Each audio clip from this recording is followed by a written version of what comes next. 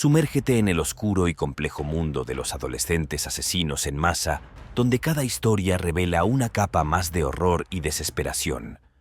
Desde los fríos y desolados pasillos de las prisiones, estos jóvenes enfrentan un destino marcado por la violencia, el arrepentimiento y, en algunos casos, una irrevocable oscuridad interna.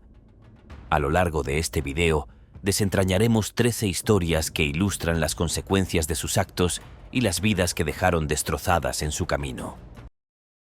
Yasmine Richardson. Pocos casos en la historia criminal son tan impactantes como el de Yasmine Richardson, la niña canadiense de 12 años que planeó el brutal asesinato de toda su familia. El 23 de abril de 2006, Yasmine y su novio de 23 años, Jeremy Steinke, acabaron con la vida de sus padres, Mark y Deborah, y de su hermano Tyler a sangre fría. La horrible escena fue vista por un vecino que miró por la ventana y presenció lo inimaginable. Los cuerpos de Mark, Deborah y Tyler Richardson yacían sin vida, víctimas de una brutal masacre. En un principio, las autoridades sospecharon que Yasmine había sido víctima de un secuestrador, pero a medida que avanzaba la investigación, se reveló la verdad. La niña de 12 años no era una víctima, sino la principal sospechosa. Las pruebas encontradas en la escena del crimen apuntaban a la implicación de Yasmine y fue detenida junto con su novio, Steinke, a 100 millas de la escena. Los padres de Yasmine se habían preocupado por su relación con Steinke, que compartía su fascinación por la oscuridad y el ocultismo. Le habían prohibido verlo, pero la determinación de la pareja de estar juntos solo se fortaleció en un mensaje inquietante. Yasmine reveló sus intenciones mortales. Tengo este plan, y comienza conmigo matándolos, y termina conmigo viviendo contigo. Durante el juicio, surgió una historia inquietante que involucraba una rebelión adolescente y la influencia perturbadora de Steinke, quien afirmaba ser un hombre lobo de 30 años. Yasmine fue declarada culpable de 3 cargos de asesinato en primer grado y recibió la pena máxima de 10 años de prisión, según el Sistema de Justicia Penal Juvenil de Canadá. Steinke, por otro lado, recibió 3 sentencias de cadena perpetua simultáneas. Trágicamente, el caso de Yasmine no es un incidente aislado. Otros niños han tomado la impensable decisión de quitarle la vida a sus seres queridos.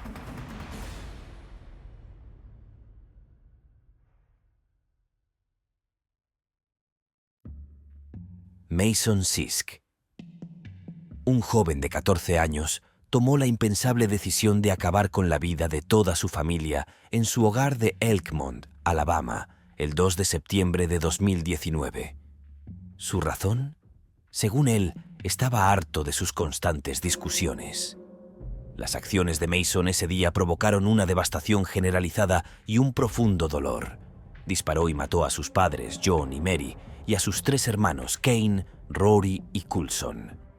El crimen fue tan atroz que el juez, Chad Wise, lo describió como perturbador y envuelto en una maldad absoluta. Cuando el caso llegó a juicio, la culpabilidad de Mason quedó clara. Fue declarado culpable de 4 cargos de asesinato capital y el jurado no dudó en emitir un veredicto. En menos de 2 horas, el destino de Mason quedó sellado. Pasaría el resto de su vida en prisión sin posibilidad de libertad condicional. Pero, ¿qué llevó a Mason a cometer un acto tan horrible? Según quienes lo conocían, Mason tenía antecedentes de problemas de ira e incluso había amenazado a su familia antes. En una grabación de audio, Mason confesó el crimen y expresó su frustración por los argumentos de su familia. La tragedia de este caso se ve agravada por el hecho de que las acciones de Mason no fueron solo un arrebato espontáneo, sino un ataque calculado y premeditado. Incluso había intentado hacerle daño a su madrastra antes de mezclar deliberadamente mantequilla de maní en su café, a pesar de saber que ella tenía una alergia grave. Tras el crimen, los familiares y seres queridos sufrieron un dolor inimaginable. La madrastra de Mason, que había sobrevivido al intento de asesinato anterior, falleció trágicamente a causa de un paro cardíaco. Al enterarse de los asesinatos, su hermano, Douglas Prater, recordó la alegría y los regalos que habían compartido, ahora reemplazados por el dolor y los ataúdes. Número 4. Ricky Kasso. También conocido como el Rey del Ácido, ganó notoriedad por cometer un brutal asesinato en Northport, Nueva York. El 19 de junio de 1984, mató a su amigo Gary Lowers, de 17 años, en el apartado bosque de Astakia. También estuvieron presentes en el crimen otros dos adolescentes, Jimmy Troiano y Albert Quinones. El asesinato atrajo la atención de toda la ciudad de Nueva York y de todo el país debido a la presunta tortura infligida a los Lowers y a los elementos ocultistas percibidos en torno al crimen. Ocurrió durante la era del pánico satánico, una época marcada por la ansiedad pública por las supuestas influencias satánicas y ocultistas en la música heavy metal y los juegos de rol. En el momento de su arresto, Kasso vestía una camiseta de una banda de rock australiana y expresaba su admiración por bandas como Black Sabbath, Judas Priest y Ozzy Osbourne. Kasso nació en una familia en la que su padre era profesor de historia en un instituto local y entrenador de fútbol en Cold Spring Harbor High School. Tuvo una infancia turbulenta. Cuando era adolescente, lo expulsaban con frecuencia de su casa y recurrió a dormir en los bosques, coches y garajes de los suburbios de Northport y ocasionalmente en las casas de sus amigos. Su estilo de vida estaba entrelazado con el consumo de drogas, entre ellas marihuana, hachís y lo que él creía que eran micropuntos morados de mescalina. Aunque consumía drogas principalmente para su propio beneficio, ocasionalmente se dedicaba al tráfico de drogas. En Northport, Kasso conocía a un grupo de amigos poco unido que vendían marihuana y se hacían llamar los Caballeros del Círculo Negro. Tras el asesinato de Lowers por parte de Kasso, varios periódicos y reporteros de televisión etiquetaron erróneamente a los caballeros como una secta satánica. Kasso supuestamente participaba en rituales ocultistas, principalmente en Northport, e incluso observó al caballero de Walpurgis en la infame casa de terror de Amityville. En 1984, habló abiertamente de su fascinación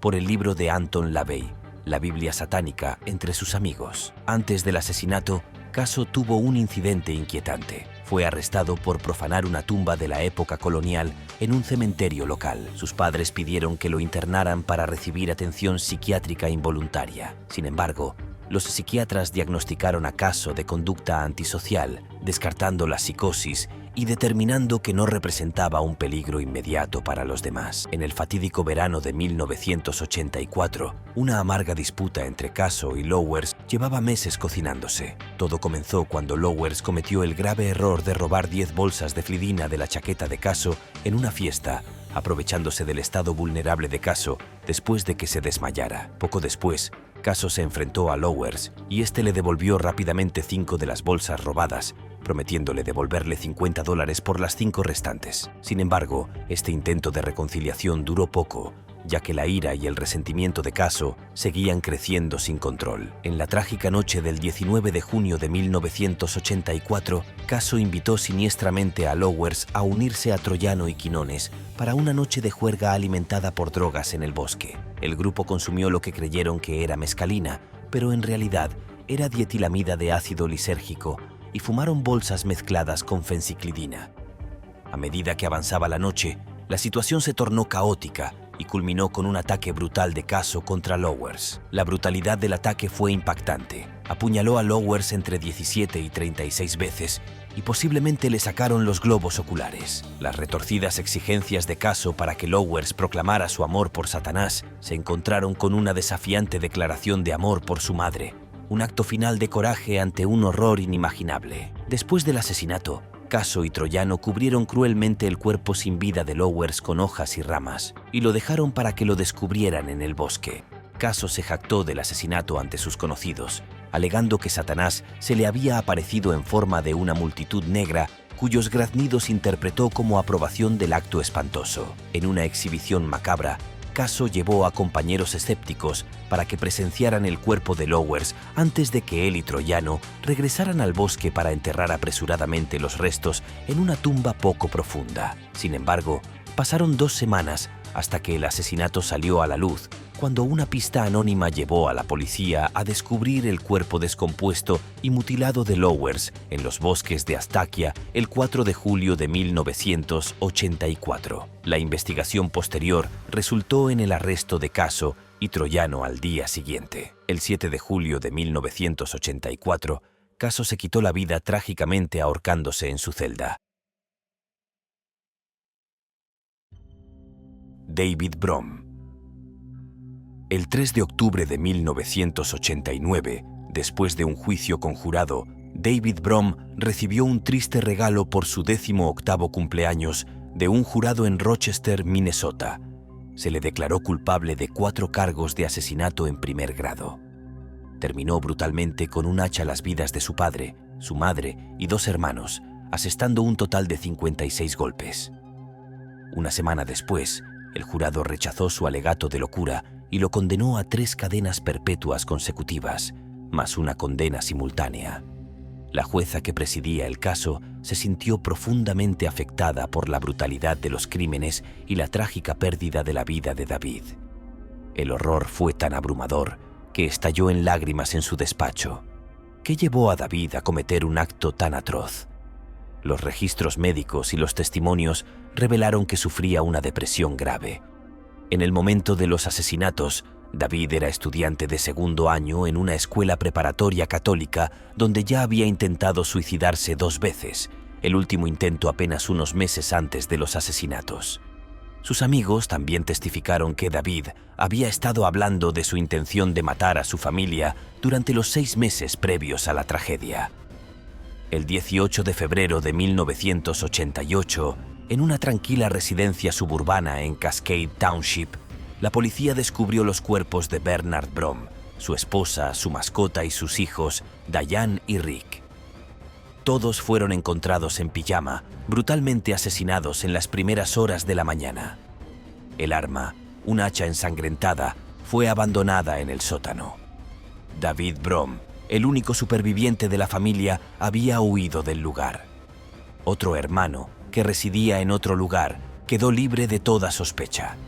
Tras comprobar su coartada, la policía encontró rápidamente la huella de la palma de la mano de David en el arma homicida y lo detuvo al día siguiente.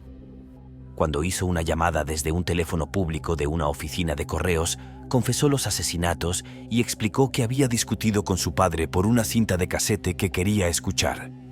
La cinta incluía canciones con temas controvertidos como la religión y la manipulación de los medios de comunicación, temas que el devoto padre católico de David desaprobaba e intentaba limitar el acceso de su hijo a ellos. David Brom reside ahora en el Centro Correccional de Minnesota en Stillwater, donde permanecerá hasta que sea elegible para solicitar la libertad condicional a la edad de 70 años. Kosta Kekmanović. En las primeras horas de la madrugada del 3 de mayo de 2023, la tranquilidad de Belgrado, Serbia, se vio sacudida por una tragedia impensable. Lo que comenzó como un día escolar normal en una institución de prestigio rápidamente se convirtió en caos y horror. Con tan solo 13 años, Kosta Kekmanović alteró para siempre la vida de muchas personas cuando llevó a cabo una matanza meticulosamente planificada que se cobró la vida de 8 estudiantes y un guardia de seguridad. Kosta, un muchacho aparentemente anodino de una familia prominente de Belgrado, llegó a la escuela esa mañana con una determinación escondida bajo su actitud tranquila. Armado con pistolas que eran propiedad legal de su padre, Kosta apuntó primero al guardia de seguridad de la escuela y a 2 estudiantes desprevenidas en el pasillo.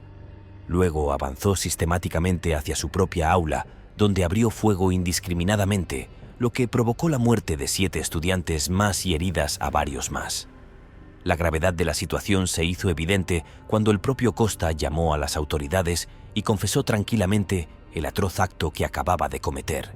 A pesar de su edad, que lo protegía de cargos penales según la ley serbia, Kosta fue rápidamente detenido y puesto bajo tratamiento psiquiátrico en un hospital de Belgrado. En las semanas previas al incidente, había planeado meticulosamente el ataque, eligiendo cuidadosamente sus objetivos y recibiendo instrucción sobre armas de fuego de su padre, un radiólogo muy respetado. Después de lo ocurrido, los padres de Kosta se enfrentaron a problemas legales. Su padre fue acusado de mal uso de armas y de permitir que su hijo tuviera acceso a ellas demasiado pronto, lo que se consideró un grave error. Su madre, que no se dio cuenta de lo que Costa estaba planeando, acabó acusada de negligencia por no haber detectado las señales de sus preocupantes pensamientos a medida que empeoraban. Mientras la comunidad luchaba por hacer frente a la tragedia, las motivaciones de Costa salieron a la luz a través de su testimonio. Influenciado por un popular juego de disparos tácticos y un documental sobre la violencia masiva, se había visto atrapado en una retorcida fantasía de poder e influencia. En una inquietante revelación, expresó su arrepentimiento por sus acciones y deseó poder deshacer lo ocurrido.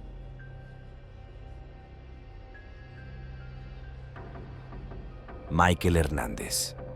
Cuando tenía tan solo 14 años, se sintió fascinado por el oscuro mundo de los asesinos en serie. En lugar de dedicarse a las típicas actividades de los adolescentes, como los videojuegos y la socialización, pasaba horas pegado a la pantalla, investigando los horripilantes crímenes de los infames asesinos. Su fascinación por estos asesinos pronto se transformó en un siniestro deseo de emularlos. La obsesión de Hernández dio un giro cuando decidió seguir los pasos de sus ídolos. Comenzó a planear su ola de asesinatos, empezando por sus compañeros de clase en la escuela secundaria South Dade, en Palmetto Bay, Florida. El 3 de febrero de 2004, se armó con un cuchillo, guantes y una chaqueta enorme, listo para desatar su plan mortal. Su primera víctima prevista fue Andre Martin, pero la intuición de Martin le salvó la vida cuando rechazó la invitación de Hernández para ir al baño. Desafortunadamente, la tragedia golpeó cuando Hernández redirigió su atención hacia su amigo Jamie Goff, quien confiaba en él, y lo siguió hasta el baño. En un giro desgarrador de los acontecimientos, las intenciones de Hernández se hicieron evidentes cuando atacó brutalmente a Jamie, infligiéndole 42 puñaladas y cortándole la garganta. El horrible crimen fue descubierto pronto y Hernández fue detenido. Mientras los investigadores examinaban el caso de Hernández, descubrieron un diario que exponía sus siniestros planes. Las páginas revelaban una impactante lista de asesinatos, en la que se nombraba a su propia hermana como víctima potencial junto con otras personas que él consideraba merecedoras de la muerte. El diario también detallaba un kit de asesinato meticulosamente planeado, completo con una lista de compras de armas y herramientas para llevar a cabo sus horripilantes actos. A pesar de su intento de alegar locura, el tribunal vio a través de la fachada de Hernández y fue sentenciado a cadena perpetua en 2008. Tras las rejas, el oscuro viaje de Hernández continuó, marcado por un descenso a la obesidad mórbida y una plétora de problemas de salud. El 29 de abril de 2021, la vida de violencia y oscuridad de Hernández llegó a su fin. Murió en prisión a los 31 años, sucumbiendo a una disritmia cardíaca, una afección agravada por su aumento de peso extremo. Mitchell Johnson y Andre Golden. El 24 de marzo de 1998, Mitchell Johnson y Andre Golden se produjeron en la escuela secundaria Westside de Arkansas un ataque devastador y meticulosamente planeado, orquestado por dos jóvenes de 13 y 11 años. Mitchell Johnson y Andrew Golden, a pesar de sus diferencias de edad, notas y personalidades, compartían una inclinación oculta por la violencia que culminó en tragedia. Mitchell Johnson, que lidiaba con una vida familiar problemática y un historial de comportamiento agresivo, albergaba oscuras ambiciones que incluían unirse a una pandilla e incluso había enfrentado cargos por mala conducta. Por otra parte, Andrew Golden parecía un estudiante modelo, conocido por su cortesía y su afición a la puntería.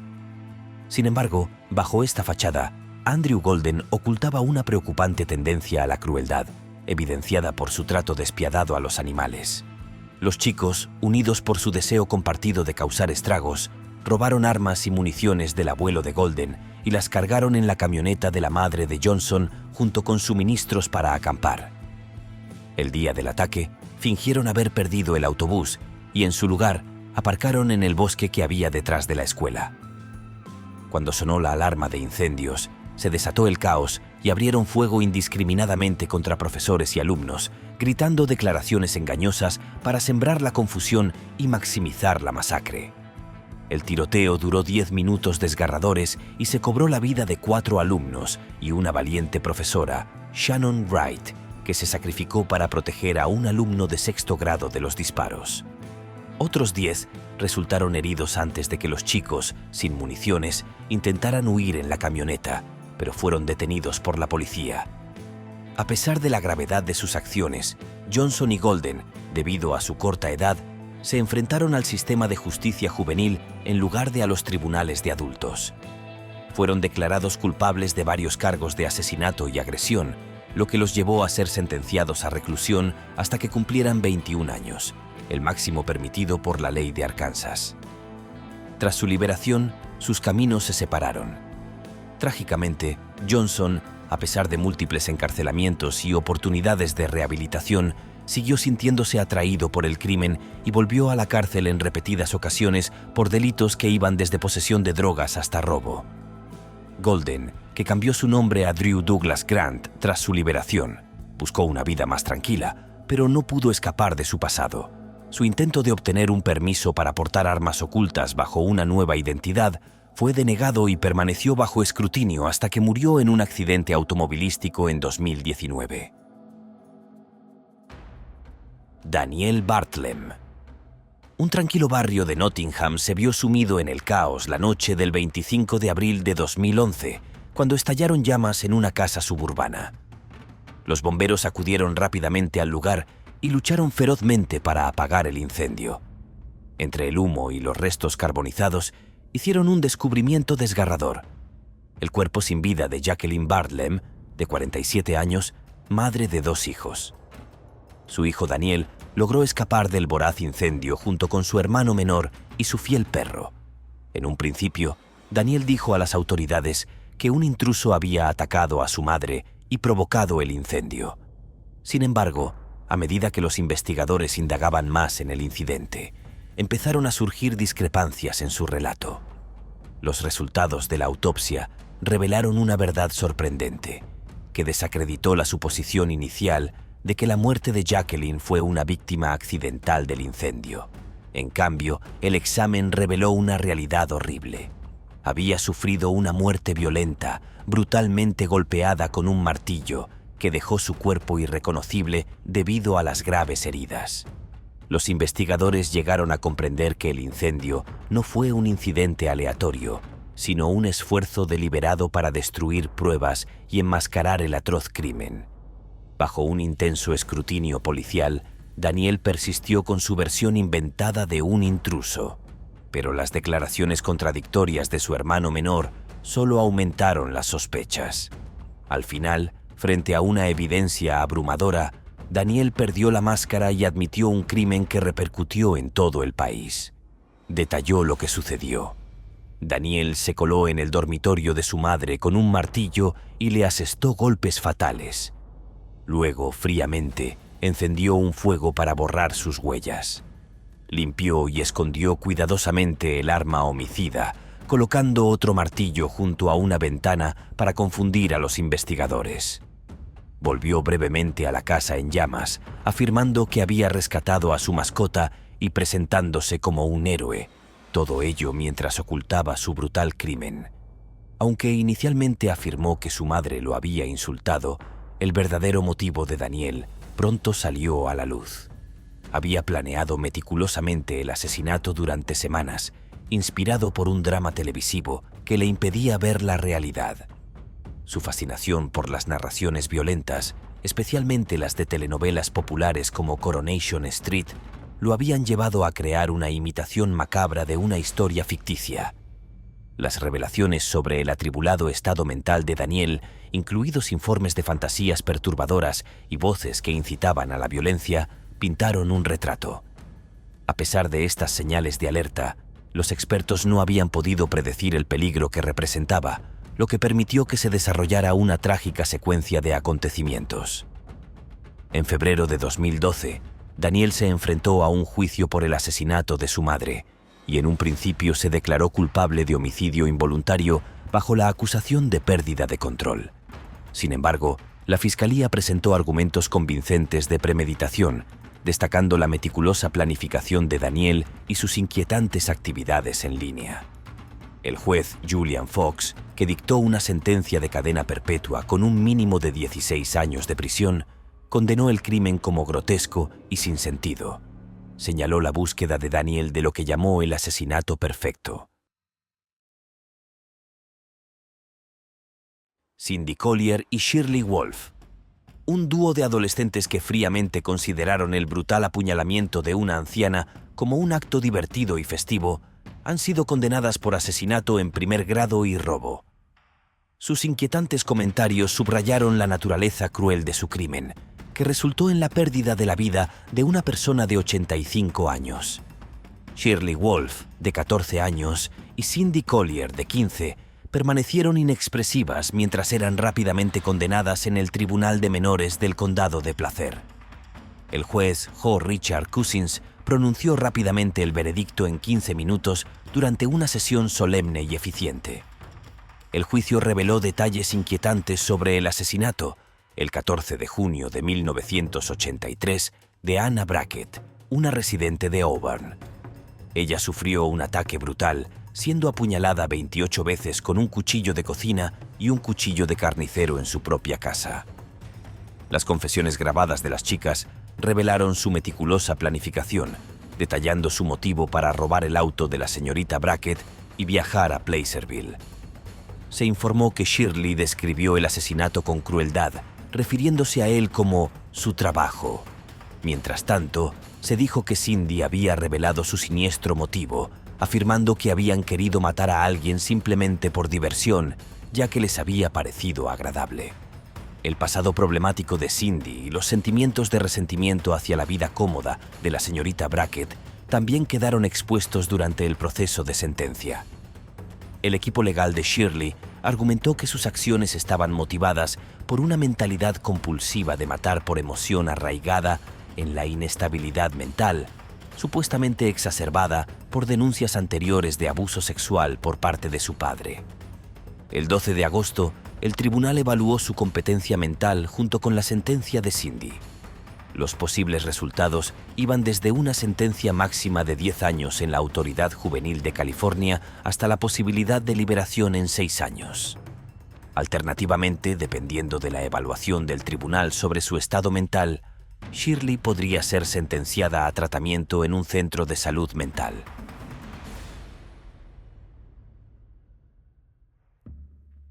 Kyle Allwood.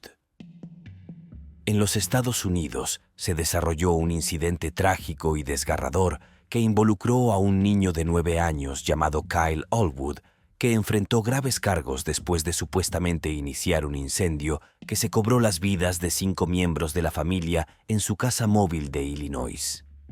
El trágico incendio se cobró las vidas de la media hermana de Kyle, Ariel, de 1 año, el medio hermano de 2 años Demion, su prima de 2 años Rose, su padrastro Jason Wall y la abuela Catherine Murray. Tras el incendio de abril de 2019, Kyle compareció ante el tribunal, donde fue acusado de 5 cargos de asesinato en primer grado y varios cargos de incendio provocado. Debido a su corta edad, Kyle, apenas visible por encima del respaldo de su silla y con los pies apenas tocando el suelo, no pudo ser detenido.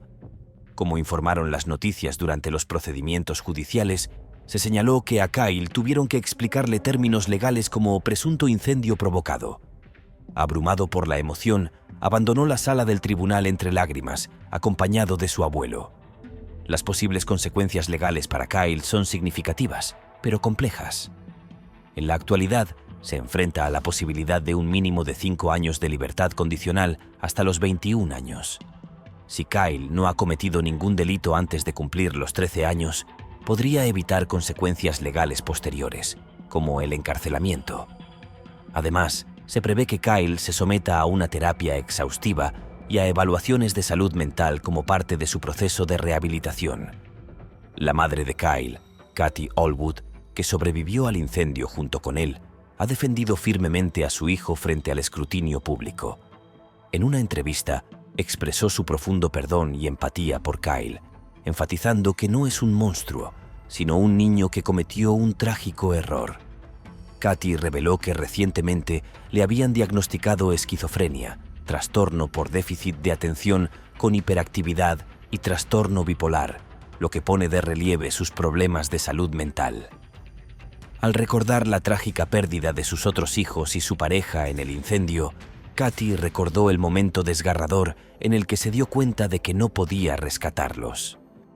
Describió que estaba de pie junto a la ventana, pidiendo disculpas a sus hijos y expresando su amor mientras las llamas consumían su hogar.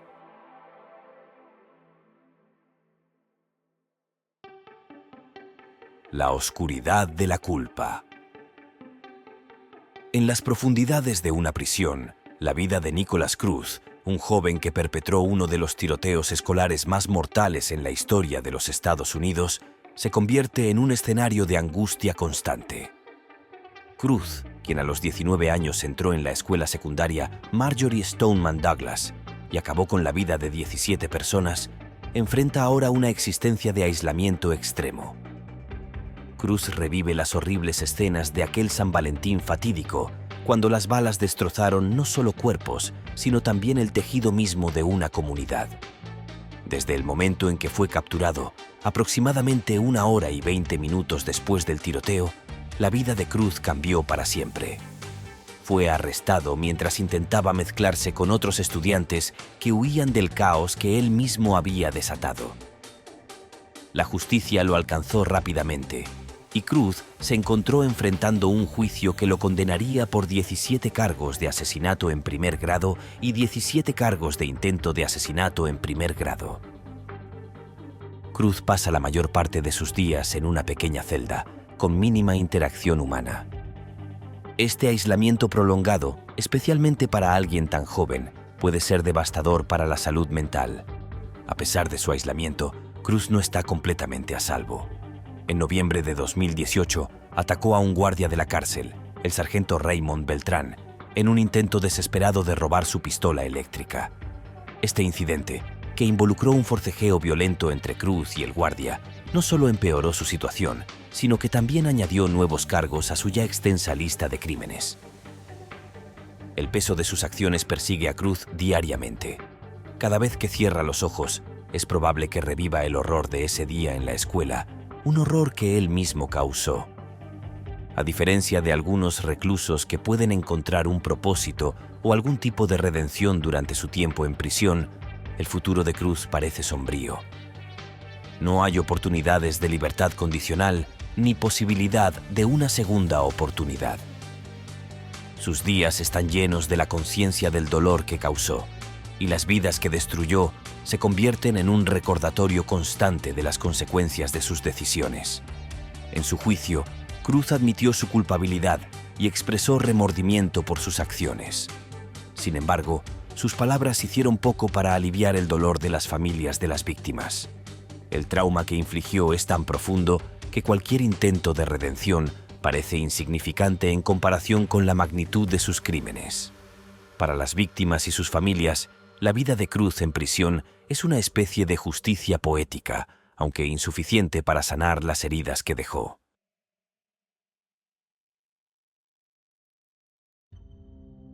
La ira encadenada. Michael Carneil, un joven de 14 años, cambió para siempre la vida de sus compañeros cuando, el 1 de diciembre de 1997, abrió fuego contra un grupo de estudiantes en la escuela secundaria Heath en West Paducah, Kentucky.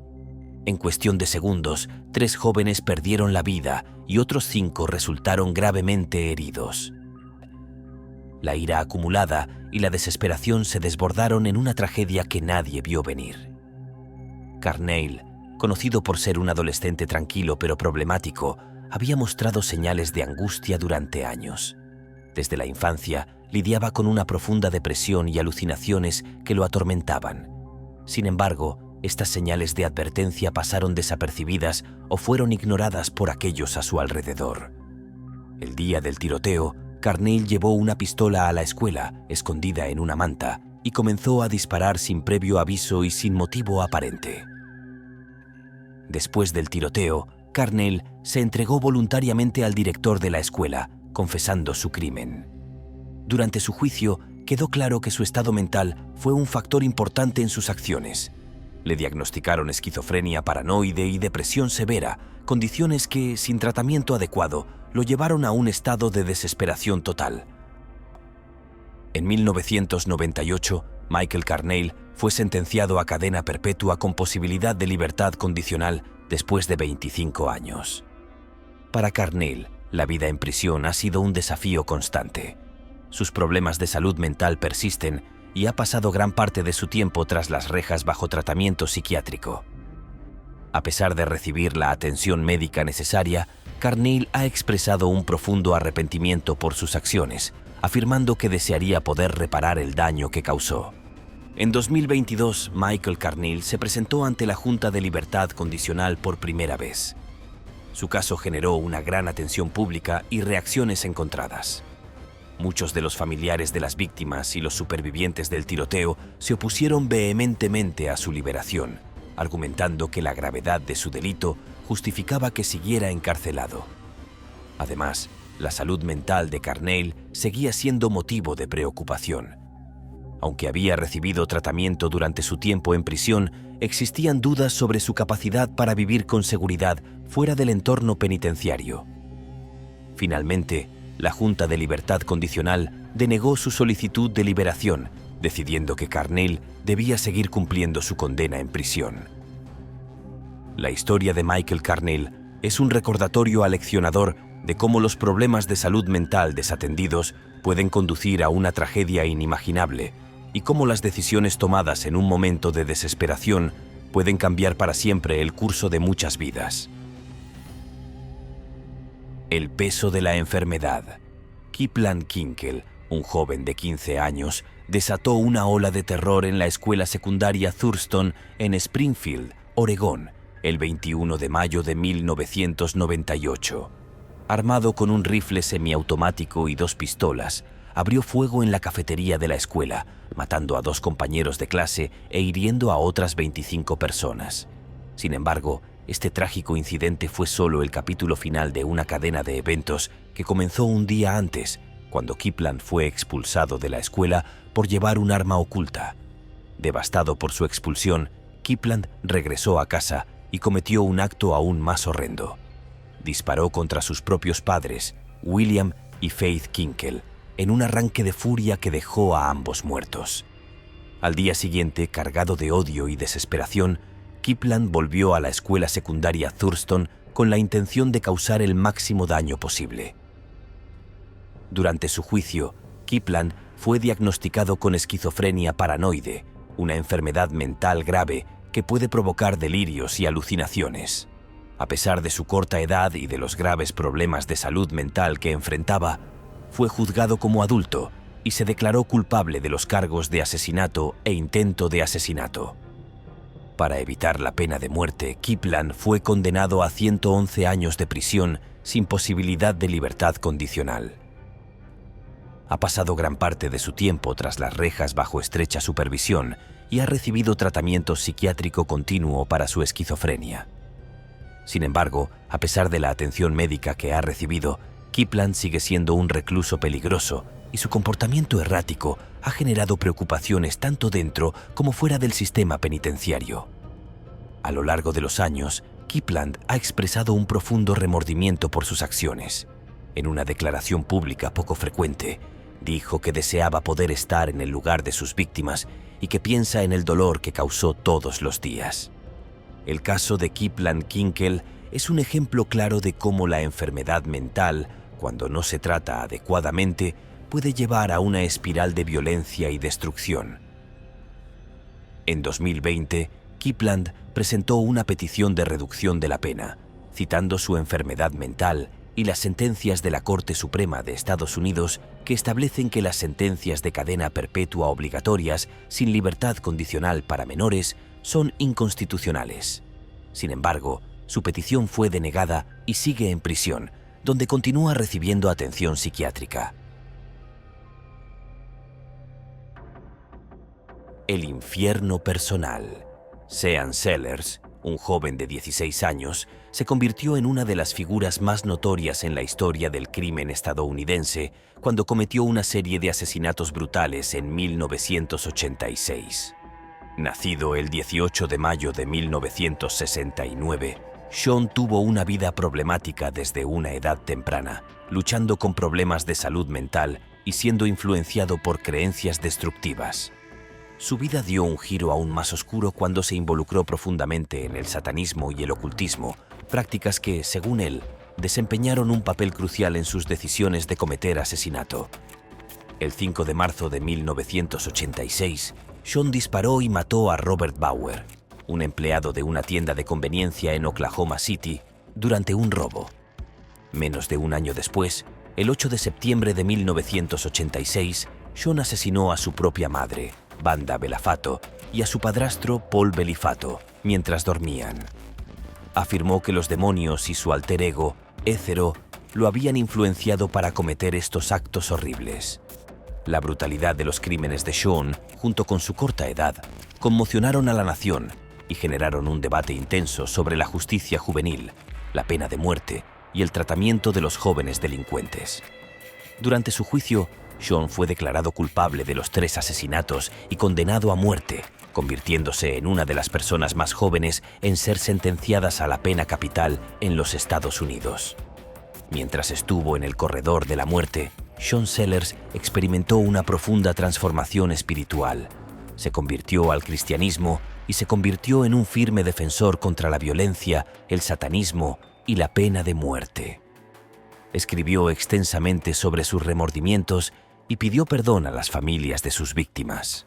Sin embargo, a pesar de sus esfuerzos por redimirse, sus apelaciones de clemencia fueron rechazadas y Sean fue ejecutado por inyección letal el 4 de febrero de 1999, a la edad de 29 años.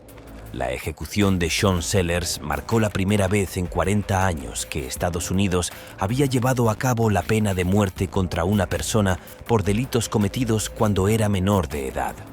Su caso sigue siendo un ejemplo controvertido en los debates sobre la justicia juvenil y la moralidad de la pena de muerte.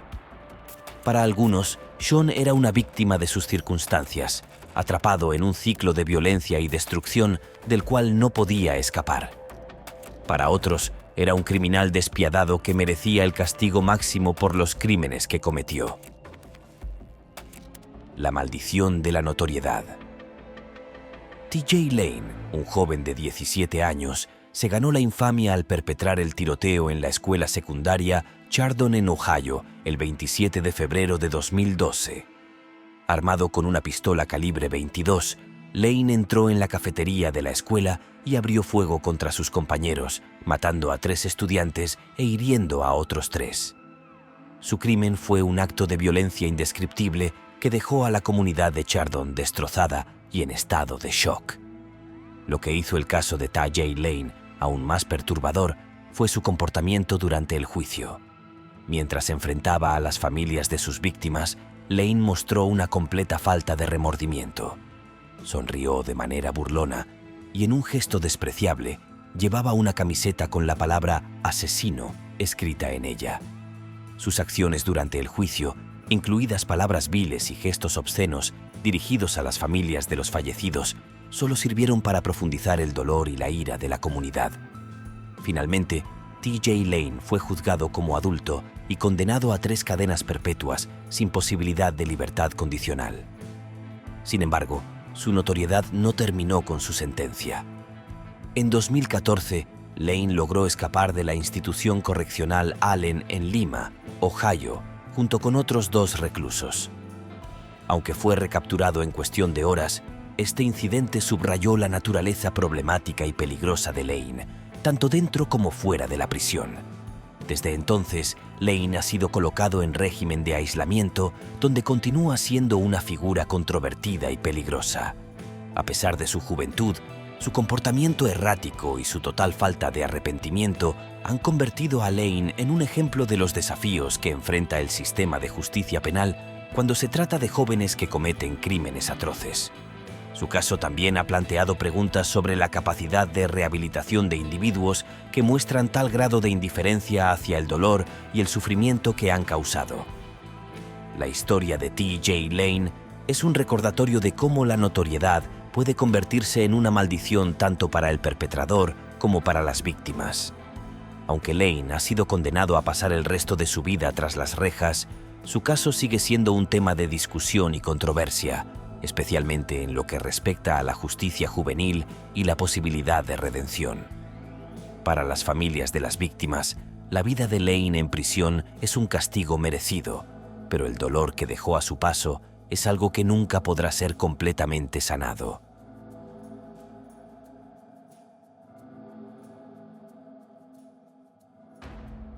El precio de la juventud. Barry Lukatis, con 14 años, llevó a cabo un ataque devastador en la escuela secundaria Frontier en Moses Lake, Washington, el 2 de febrero de 1996. Armado con un fusil y 2 pistolas, Lukatis abrió fuego en su clase de álgebra, matando a su profesor de álgebra y a 2 compañeros de clase, e hiriendo a otro estudiante. Los motivos de sus acciones eran complejos y preocupantes, ya que más tarde se reveló que había estado luchando contra una depresión grave, ira contenida y una vida familiar problemática. Lukatis fue rápidamente detenido por un profesor que lo sometió con valentía antes de que pudiera causar más daño. Sin embargo, las secuelas de su ataque dejaron una marca indeleble en la comunidad de Moses Lake y en el sistema de justicia juvenil de los Estados Unidos. Durante su juicio, se supo que Lukatis había sido influenciado por medios violentos, incluidos libros y películas que glorificaban la violencia y la venganza. Estos factores, combinados con su estado mental deteriorado, llevaron a un desenlace trágico que costó la vida a personas inocentes. El 24 de septiembre de 1997, Barry Lukatis fue declarado culpable de 2 cargos de asesinato en primer grado, un cargo de asesinato en segundo grado, un cargo de intento de asesinato en primer grado y 16 cargos de secuestro agravado. Fue sentenciado a cumplir 2 cadenas perpetuas y 205 años adicionales sin posibilidad de libertad condicional. Su encarcelamiento en el centro penitenciario de Clallam Bay, en el estado de Washington, ha sido una vida de arrepentimiento y aislamiento. En 1999, el Tribunal de Apelaciones del Estado de Washington rechazó la solicitud de Lukatis de un nuevo juicio, afirmando que su condena y sentencia eran apropiadas dada la gravedad de sus crímenes. Sin embargo, en 2012, la Corte Suprema de Estados Unidos dictaminó que las sentencias de cadena perpetua obligatorias sin libertad condicional para menores condenados por asesinato eran inconstitucionales. Esta decisión se aplicó retroactivamente en 2016, lo que llevó a una nueva audiencia para Lukatis. En 2017, Barry Lukatis, condenado cuando era adolescente, fue sentenciado nuevamente a 189 años de prisión después de disculparse públicamente por primera vez por sus acciones. Aunque sus palabras mostraron un nivel de arrepentimiento, la magnitud de sus crímenes es tal que cualquier gesto de contrición parece insuficiente para reparar el daño causado. La tragedia de la desesperación. Evan Ramsey, un joven de 16 años, llevó a cabo un ataque mortal en la escuela secundaria regional Bethel, en Alaska, el 19 de febrero de 1997. Armado con una escopeta, entró en la escuela y abrió fuego, matando al director de la escuela y a un estudiante, e hiriendo a otros 2. El ataque conmocionó a la pequeña comunidad de Bethel y dejó una profunda cicatriz en todos los involucrados. Sin embargo, la historia de Evan Ramsey es un trágico ejemplo de una vida marcada por las dificultades que condujo a un final violento y angustiante. Desde una edad temprana, Evan había enfrentado una serie de desafíos que lo llevaron por un camino oscuro. Nacido en Alaska en 1981, su infancia estuvo marcada por la inestabilidad y la tragedia. Su padre fue encarcelado cuando Evan era joven y su madre luchaba contra el alcoholismo. Como resultado, Evan y sus hermanos fueron colocados en hogares de acogida, lo que aumentó sus sentimientos de abandono y aislamiento. Estos factores, combinados con el acoso escolar que sufrió durante años, lo empujaron al borde del abismo. El 19 de febrero de 1997, Barry Lukatis esos sentimientos de desesperación culminaron en un acto de violencia que nadie vio venir. Ramsey llevó una escopeta a la escuela secundaria regional Bethel y en cuestión de minutos transformó un día escolar normal en una pesadilla viviente. Las víctimas de su ataque fueron el director de la escuela y un estudiante, cuyas vidas fueron truncadas de manera abrupta y sin sentido. Otros 2 estudiantes resultaron heridos en el tiroteo, lo que dejó a la comunidad en estado de shock y duelo. Tras el tiroteo, Evan fue detenido rápidamente por la policía. Durante su juicio, se sacaron a la luz sus problemas de salud mental y su difícil infancia, lo que planteó preguntas sobre cómo un joven con tantos problemas pudo haber pasado desapercibido durante tanto tiempo. A pesar de estos factores atenuantes, fue declarado culpable de asesinato e intento de asesinato en 1998 y sentenciado a 210 años de prisión con posibilidad de libertad condicional después de 50 años. Ahora, con más de 40 años, Evan Ramsey sigue tras las rejas, donde continúa reflexionando sobre las decisiones que lo llevaron a ese fatídico día. Aunque ha expresado su remordimiento por sus acciones, entendiendo el inmenso dolor que causó a las víctimas y a sus familias, el trauma infligido es algo que nunca podrá ser completamente reparado. Su caso se cita a menudo en debates sobre el impacto del acoso escolar, la salud mental y la disponibilidad de armas para los jóvenes, ya que destaca las fallas sistémicas que contribuyeron a su trágico desenlace.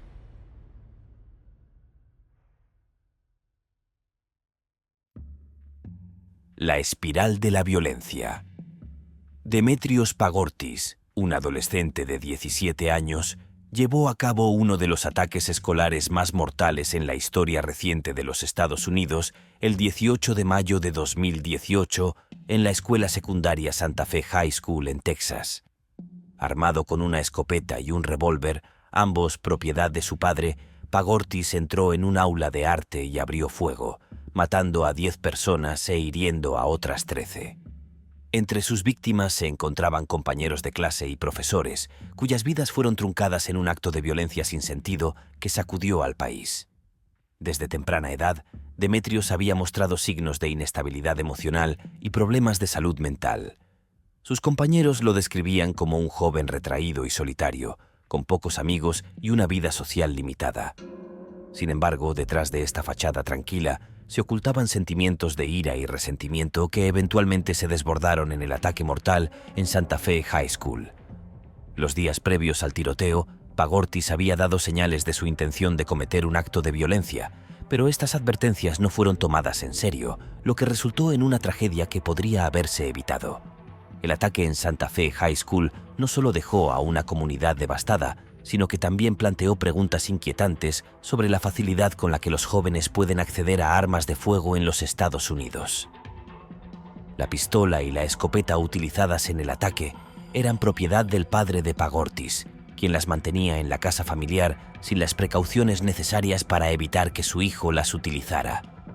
Este hecho subrayó la importancia de la seguridad en el hogar y la necesidad de leyes más estrictas sobre el almacenamiento de armas para prevenir que tragedias similares ocurran en el futuro. Tras su arresto, Demetrios Pagortis fue acusado de homicidio capital y agresión agravada a un funcionario público. Debido a su edad, no era elegible para la pena de muerte, pero enfrentaba una sentencia de cadena perpetua sin posibilidad de libertad condicional. A lo largo del juicio, se supo que a Demetrios le habían diagnosticado esquizofrenia y depresión severa, lo que añadió un nivel adicional de complejidad al caso. Finalmente, Demetrios Pagortis fue condenado a cadena perpetua sin posibilidad de libertad condicional, un destino que muchos consideraron adecuado dada la magnitud de sus crímenes.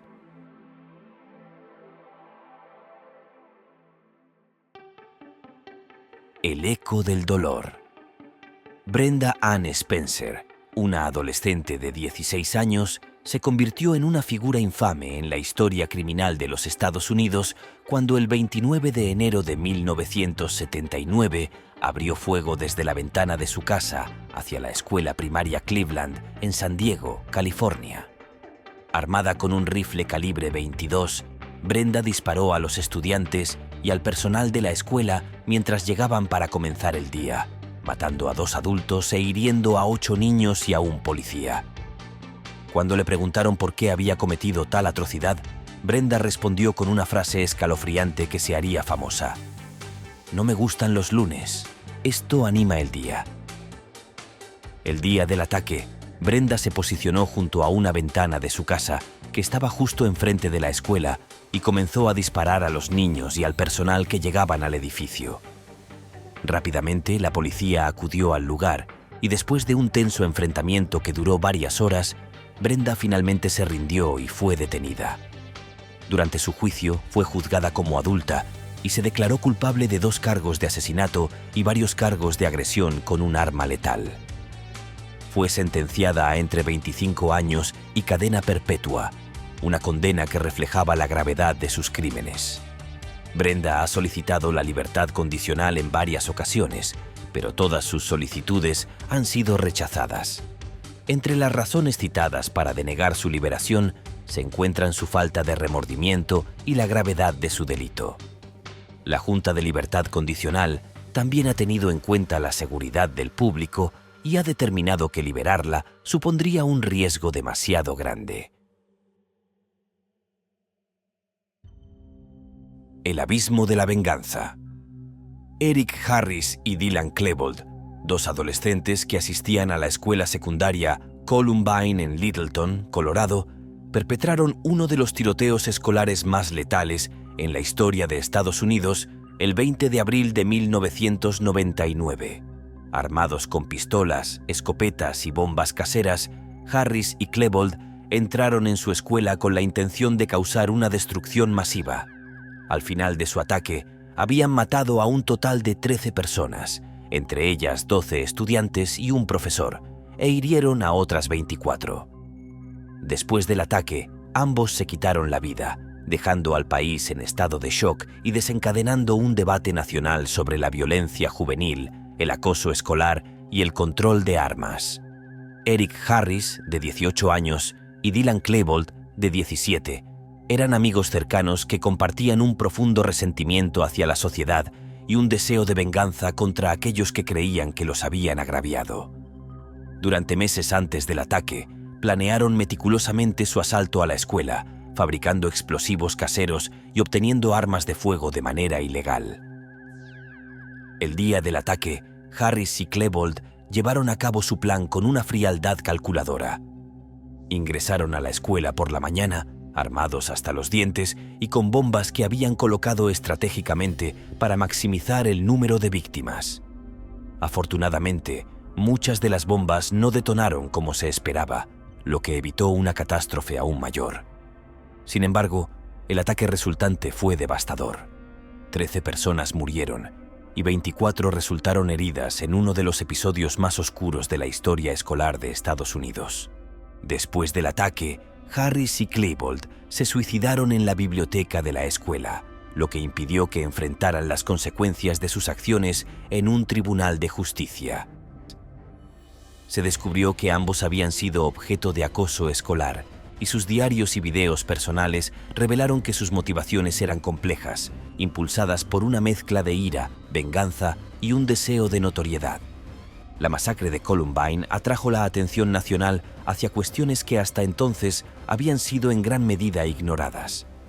El ataque llevó a un escrutinio sobre la cultura juvenil, el impacto de los videojuegos violentos, la influencia de la música y las películas, y la facilidad con la que los jóvenes podían obtener armas de fuego.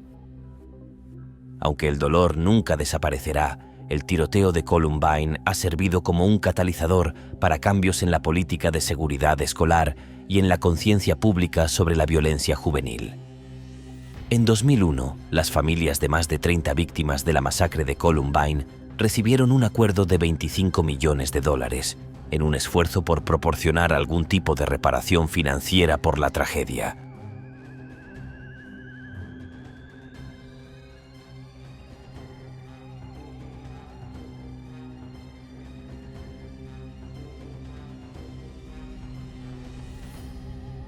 Krista Pike. Krista Pike asesinó a su compañera de clase y desfiló con una parte de su cráneo. Nacida en 1976, hija de Carissa Hansen, y Emil Glenn Pike, en Beckley, Virginia Occidental, sus padres tuvieron una relación tumultuosa. Estuvieron casados durante 2 años, se divorciaron durante 1 año después de que se descubriera que Hansen le había hecho trampa y volvieron a casarse durante otros 2 años después de que Hansen intentara suicidarse. Ambos padres eran frecuentemente negligentes. Una tía notó que la pequeña Pike se arrastraba entre montones de excrementos de perro por toda la casa. Hansen quería seguir de fiesta, incluso cuando recibió la noticia de que su pequeña estaba sufriendo convulsiones graves. La abuela paterna de Pike a menudo la cuidaba y Pike creía que ella era la única que la amaba. Cuando su abuela murió en 1988, Pike intentó suicidarse por primera vez a los 12 años, pero recibió poco apoyo. La adolescencia de Pike fue inestable. Sufrió y cometió actos de violencia. Uno de los novios de su madre le dio un puñetazo en la cara. Se presentaron cargos penales, pero más tarde se llegó a un acuerdo mientras se alojaba con la nueva familia de su padre. Una joven media hermana afirmó que Pike abusó de ella, lo que provocó que su padre la enviara lejos. Pike también afirmó haber sido agredida o abusada sexualmente varias veces, pero sus amigos y familiares dudaron de estos hechos, señalando su tendencia a mentir. En un incidente, un hombre la llamó por teléfono y le dijo que la acosaría. Pike y un amigo respondieron golpeándolo con un palo en un estacionamiento. Aunque era una niña muy inteligente, su inestable vida familiar la obligaba a cambiar de escuela con frecuencia. Su rendimiento académico se deterioró. En 10º grado, la enviaron a un centro de detención juvenil durante 1 año, donde se interesó en el Job Corps, un programa gubernamental que ofrecía formación profesional a jóvenes de bajos ingresos. En el otoño de 1994, Pike asistió al centro Job Corps, ahora cerrado, en Knoxville, Tennessee. Allí, comenzó a salir con Tadal Sheep, 1 año menor que ella. Juntos, desarrollaron un interés por el ocultismo y la adoración al diablo. Pike se puso celosa de su compañera de clase, Colleen Slemmer, sospechando que ella estaba tratando de robarle a Sheep Pike. Sheep y Shadala Peterson atrajeron a Slemmer a una planta de vapor aislada y abandonada cerca del campus de la Universidad de Tennessee. Le ofrecieron marihuana a Slemmer para atraerla. Al llegar, Pike y Sheep atacaron a Slemmer mientras Peterson actuaba como vigía durante 30 minutos. Slemmer fue objeto de burlas, golpizas y acuchillamientos. Le grabaron un pentagrama en el pecho. Finalmente, Pike aplastó el cráneo de Slemmer con un gran trozo de asfalto, matándola. Pike se quedó con un trozo del cráneo de Slemmer y mostró el trozo de cráneo por toda la escuela. En menos de 36 horas, ella, Sheep y Peterson fueron arrestados. El registro indicaba que Pike, Sheep, Peterson y Slemmer, uno se marcharon juntos y que solo 3 regresaron. Los detectives encontraron el trozo de cráneo en el bolsillo de la chaqueta de Pike. Pike confesó el crimen, pero afirmó que solo pretendían asustar a Slemmer. Durante el juicio de Pike, la fiscalía contó con pruebas contundentes y con la confesión de Pike. Pike fue acusado de asesinato en 1er grado y conspiración para cometer asesinato. El 22 de marzo de 1996, Pike fue declarado culpable de ambos cargos. El 30 de marzo, Pike fue condenado a muerte por electrocución y a 25 años de prisión por conspiración. Sheep recibió una sentencia de cadena perpetua con posibilidad de libertad condicional más 25 años. Peterson, que se convirtió en informante, recibió libertad condicional. Tras su condena, Pike presentó, canceló y volvió a presentar múltiples apelaciones. Sus solicitudes de un nuevo juicio fueron denegadas y fue devuelta al corredor de la muerte. Las apelaciones en el Tribunal Federal también fueron rechazadas y, según los últimos fallos, Pike sigue en el corredor de la muerte. El 24 de agosto de 2001, Krista Pike, con la supuesta ayuda de la reclusa Natasha Cornett, atacó a su compañera de prisión Patricia Jones.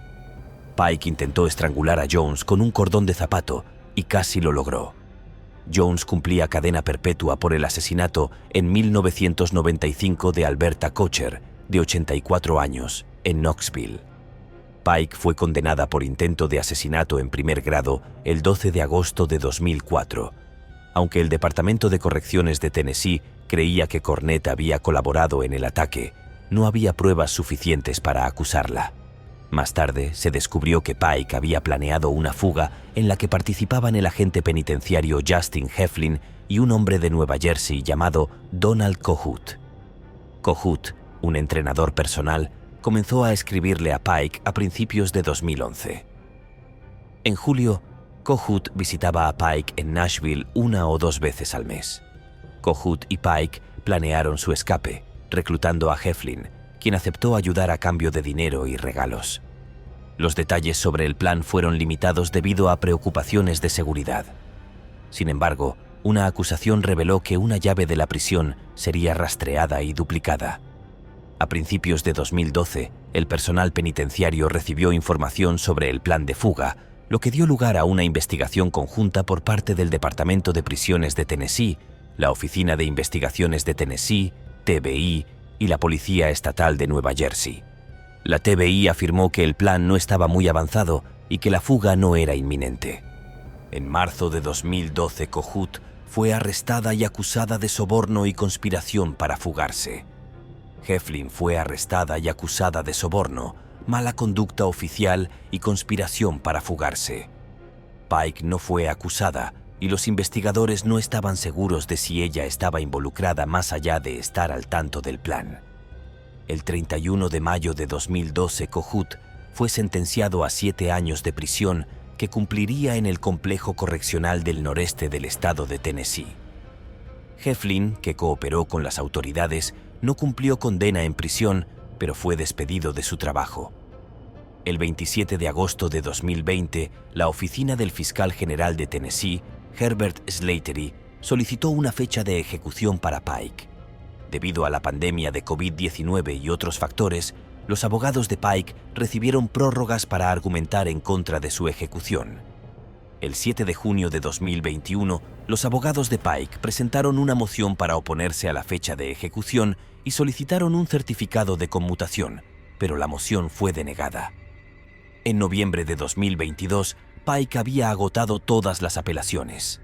Sin embargo, la Corte Suprema del Estado determinó que condenar a menores a cadena perpetua sin libertad condicional era inconstitucional. El 30 de agosto de 2023, los abogados de Pike utilizaron este fallo para intentar revocar su condena y sentencia de 1996, argumentando que su corta edad y su salud mental deberían evitar que fuera ejecutada. En octubre de 2023, el juez Scott Green denegó la solicitud de Pike, afirmando que el fallo se aplicaba solo a menores, no a adultos. Hasta el 10 de marzo de 2024, el Estado no había fijado una fecha de ejecución para Pike. Si la ejecutan, Pike sería la primera mujer ejecutada en Tennessee en casi 200 años.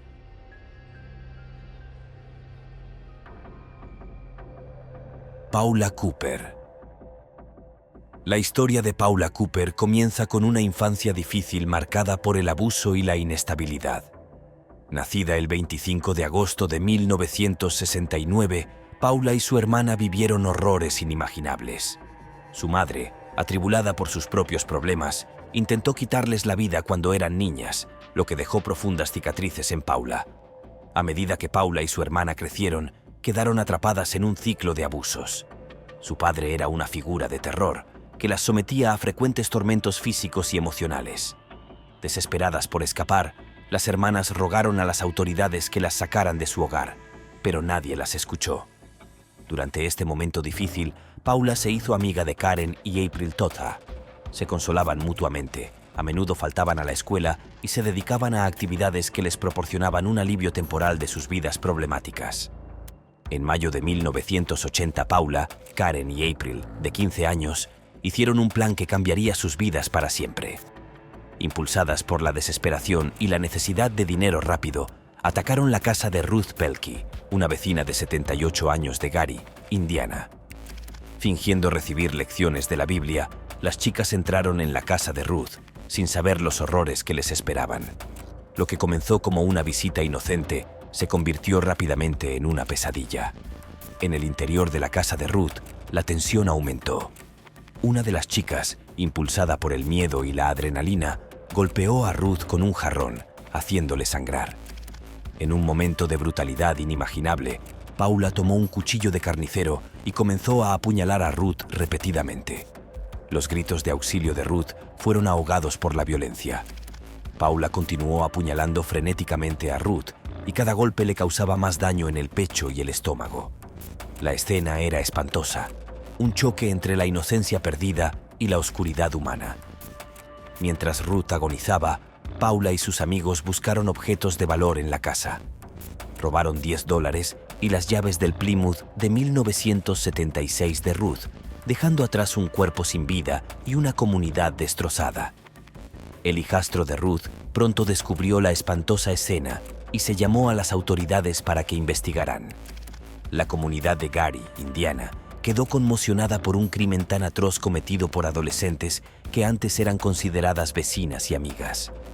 La investigación condujo rápidamente al arresto de Paula, Karen, April y Denise, otra amiga involucrada en la planificación, pero que no estuvo presente durante el asesinato. Las chicas ahora enfrentan las consecuencias de sus acciones y las ruedas de la justicia comenzaron a girar. Tras el asesinato, la comunidad se esforzó por comprender la oscuridad que había consumido a Paula y sus amigos. El fiscal del condado de Lake, Jack Crawford, pidió el castigo más severo para Paula, creyendo que el crimen no merecía nada menos que la pena de muerte.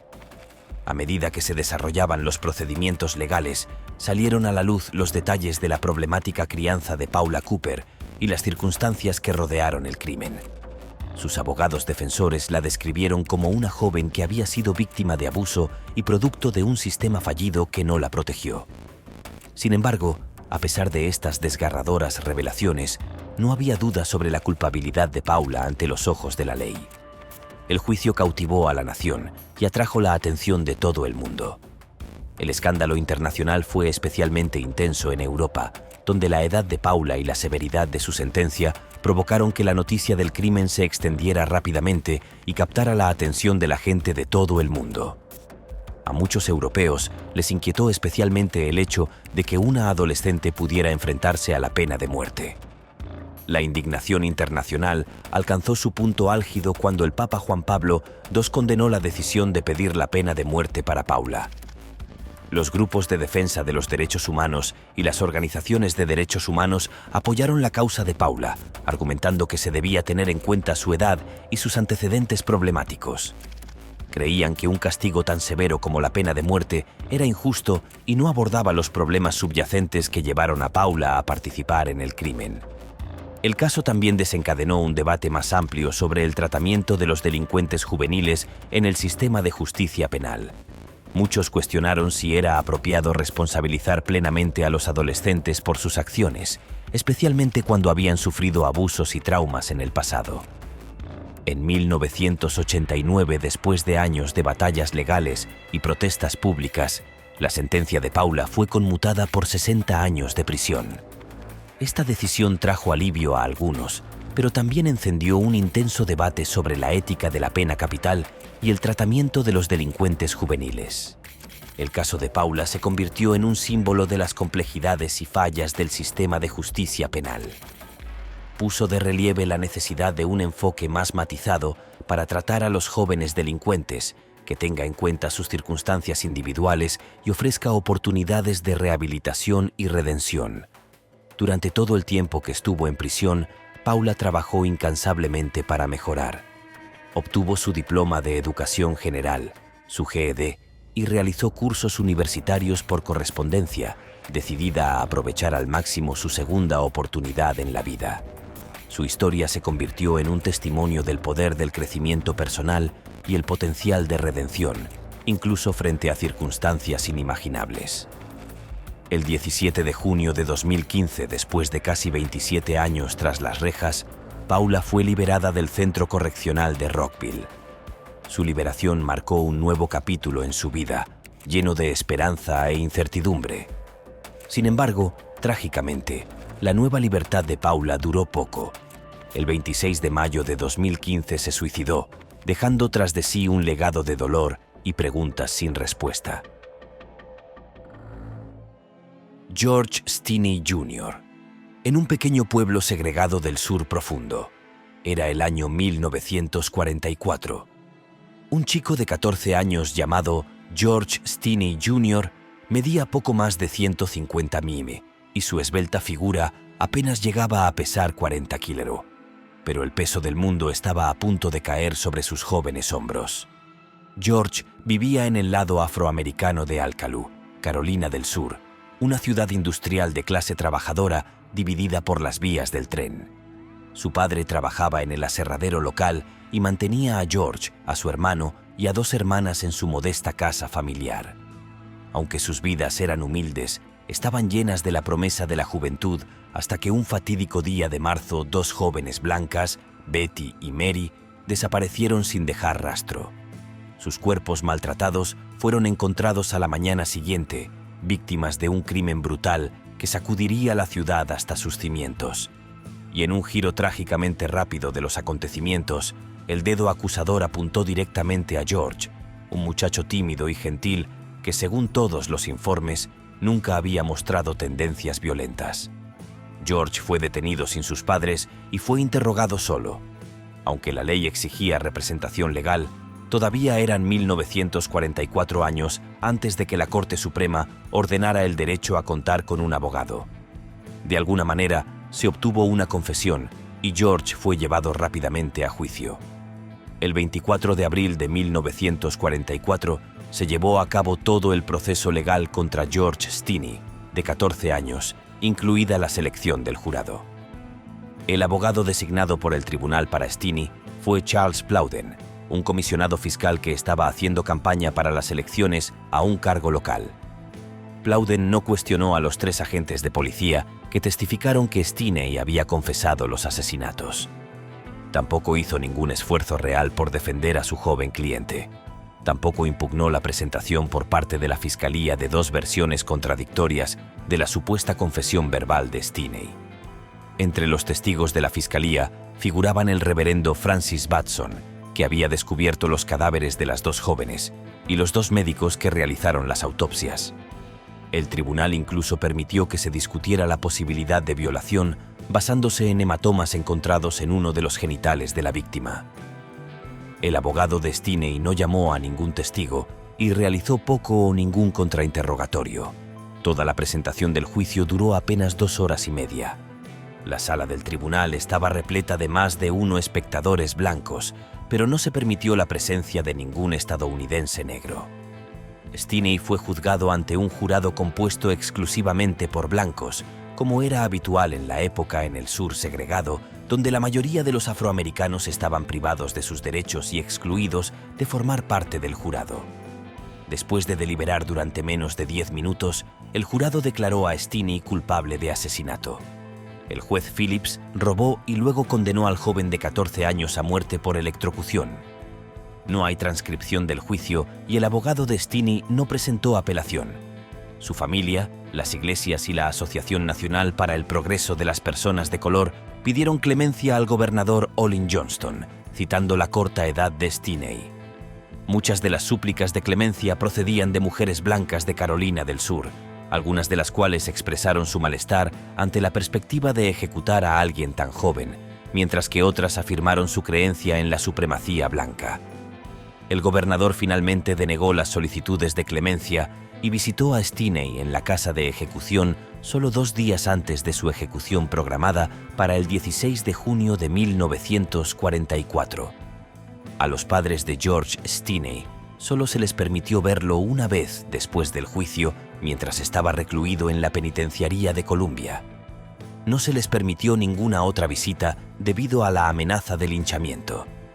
La ejecución de Stinney a los 14 años era prácticamente inaudita en los Estados Unidos en ese momento, incluso para niños negros condenados por crímenes contra víctimas blancas en el sur de Estados Unidos, en el marco de la ley Jim Crow.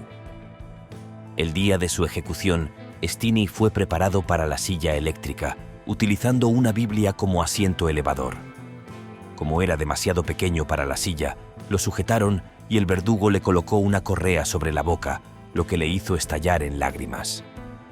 Cuando le aplicaron la electricidad, la máscara se deslizó y dejó al descubierto el rostro de Stinney surcado de lágrimas.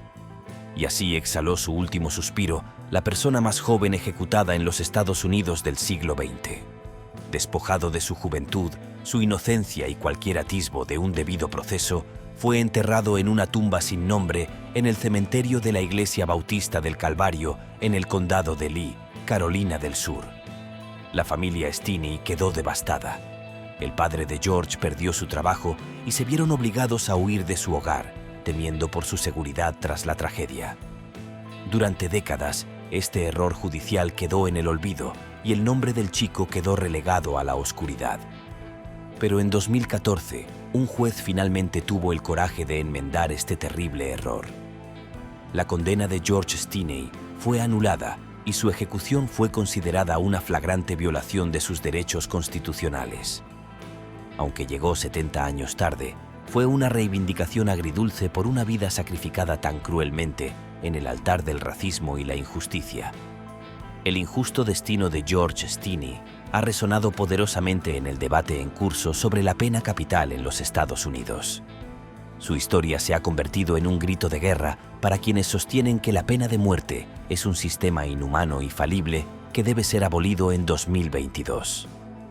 La creación del Fondo George Stinney por parte del legislador de Carolina del Sur, Cesar McKnight, representa un paso potencialmente innovador hacia la reparación de los daños sufridos por las familias de quienes han sido ejecutados injustamente. Es un reconocimiento agridulce del inmenso daño causado y un rayo de esperanza de que algún día se haga justicia, aunque se demore mucho.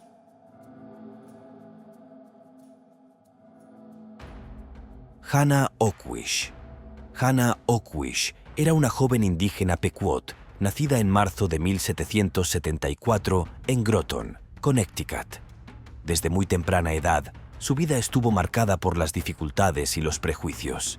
El pastor local describió a la madre de Hannah como una criatura abandonada, muy adicta al vicio de la embriaguez. Cuando Hannah tenía apenas 6 años, ella y su hermano mayor fueron acusados de un crimen espantoso. Supuestamente habían atacado a una niña, golpeándola casi hasta la muerte en un intento de robarle su ropa y un valioso collar de oro que llevaba puesto. Este violento incidente llevó a las autoridades a concluir que los 2 niños debían ser enviados a otras familias en un intento de corregir su comportamiento problemático. La madre de Hannah se opuso, pero finalmente dejó a su hija en una casa a varios kilómetros de su casa, prometiendo regresar, aunque no lo hizo durante muchos meses. Durante este tiempo, Hannah vivió con la otra familia, donde continuó mostrando lo que se consideraban rasgos alarmantes: robo, mentiras y una malicia de carácter que asustaba a los otros niños. El ministro, que más tarde predicaba un sermón sobre su ejecución, describió a Hannah como una mujer con un grado de astucia y sagacidad que supera a muchas de sus años, aunque admitió que su mente necesitaba ser instruida adecuadamente y su disposición corregida. Trágicamente, en julio de 1786, cuando Hannah tenía apenas 12 años, fue acusada de asesinar a Eunice Bolas, la hija de 6 años de un granjero adinerado de la zona. El 21 de julio de 1786, el cuerpo de Eunice, de 6 años, fue encontrado muerto en la carretera cerca de su casa. Eunice era hija de un granjero adinerado. Cuando la policía interrogó a Hannah, ella dijo que había visto a 4 chicos cerca de la escena del crimen, pero la policía no pudo encontrarlos. La policía interrogó a Hannah nuevamente y ella terminó confesando el asesinato. Hannah dijo que había planeado vengarse de Eunice. Unas semanas antes, Eunice había denunciado a Hannah por robar fruta durante la cosecha de fresas. El día del asesinato, Hannah vio a Eunice caminando hacia la escuela. La atrajo con la promesa de que le regalaría un percal, un tipo de tela. Luego, Hannah golpeó a Eunice con una piedra y la estranguló hasta matarla. Colocó piedras alrededor del cuerpo para que pareciera un accidente. Al día siguiente, Hannah fue arrestada y acusada del asesinato de Eunice. La única prueba en su contra fue su propia confesión. En aquella época no existía la Quinta Enmienda, el derecho a no incriminarse a sí mismo. Durante el juicio, Hannah se declaró inocente por consejo de su abogado, pero el tribunal la declaró culpable de asesinato. El juez dijo que, aunque era joven, tuvo que castigarla severamente para enviar el mensaje de que los niños no pueden cometer crímenes tan terribles sin enfrentarse a las consecuencias. El 20 de diciembre de 1786, cuando Hannah tenía 12 años, fue ahorcada por el asesinato de Eunice Bolse. Los testigos dijeron que tenía mucho miedo y parecía querer que alguien la ayudara mientras la llevaban a la horca. En los años posteriores, los historiadores han debatido los detalles de este trágico caso. Algunos creen que Hannah pudo haber tenido una discapacidad intelectual que afectó su capacidad de juicio. Otros sostienen que las pruebas en su contra eran débiles y que fue condenada más por su origen indígena que por cualquier delito probado. El manejo del caso de Hannah pone de relieve muchos problemas con el sistema de justicia penal de la época. La edad y la discapacidad no se consideraron factores atenuantes, solo se consideró aceptable un castigo rápido y severo. El lenguaje prejuicioso utilizado para describir a Hannah también sugiere que se la vio desde el principio a través de una lente de intolerancia. La historia de Hannah Oquish sigue siendo un capítulo inquietante en la historia estadounidense. Su ejecución cuando era niña nos obliga a enfrentarnos al legado de racismo sistémico e injusticia que han plagado nuestra sociedad durante mucho tiempo. Al recordar a Hannah, debemos volver a comprometernos a construir un sistema de justicia más equitativo y compasivo, que proteja a los más vulnerables y garantice que tragedias como esta nunca se repitan.